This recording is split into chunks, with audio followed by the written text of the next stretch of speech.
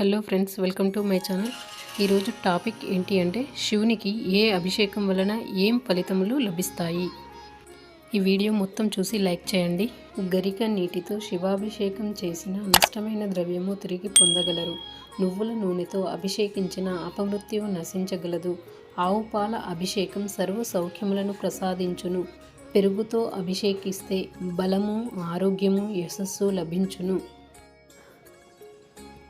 ఆవు నెయ్యితో అభిషేకించిన ఐశ్వర్య ప్రాప్తి కలుగును. చెరుకు రసంతో అభిషేకించిన ధనవృద్ధి కలుగును. మెత్తని చక్కెరతో అభిషేకిస్తే దుఃఖ నాశనము కలుగును. మారేడు బిల్వదళ జలము చేత అభిషేకం చేసినచో భోగ భాగ్యములు కలుగును.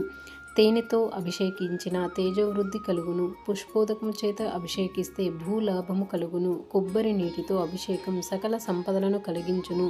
రుద్రాక్ష జలాభిషేకం సకల ఐశ్వర్యములనిచ్చును. భస్మాభిషేకంచే మహాపాపాలు నశించును. గంధోదకము చేత అభిషేకిస్తే సత్పుత్ర ప్రాప్తి కలుగును. బంగారపు నీటితో అభిషేకము వలన ఘోర దారిద్ర్యము నశించును. నీటితో అభిషేకిస్తే నష్టమైనవి తిరిగి లభించును. ద్రాక్ష రసంతో అభిషేకం చేస్తే ప్రతి దానిలో విజయం లభించగలదు. అన్నమితో అభిషేకించిన అధికార ప్రాప్తి, మోక్షము మరియు దీర్ఘాయువు లభించును. శివ పూజలో అన్న లింగార్చనకు ప్రత్యేక ప్రాధాన్యత కలదు. పెరుగు కలిపిన అన్నాన్ని శివలింగానికి అద్ది పూజను చేసి తర్వాత ఆ అన్నాన్ని ప్రసాదంగా పంచిపెడుదురు. ఖర్జూర రసంచే అభిషేకం శత్రుహానిని హరింపజేస్తుంది. నేరేడు పండ్ల రసంచే అభిషేకించిన వైరాగ్య సిద్ధి లభించును. కస్తూరి కలిపిన నీటిచే అభిషేకించిన చక్రవర్తిత్వము లభించును. నవరత్నోదకంచే అభిషేకము ధాన్యము, గృహము, గోవృద్ధిని లభింపచేసును.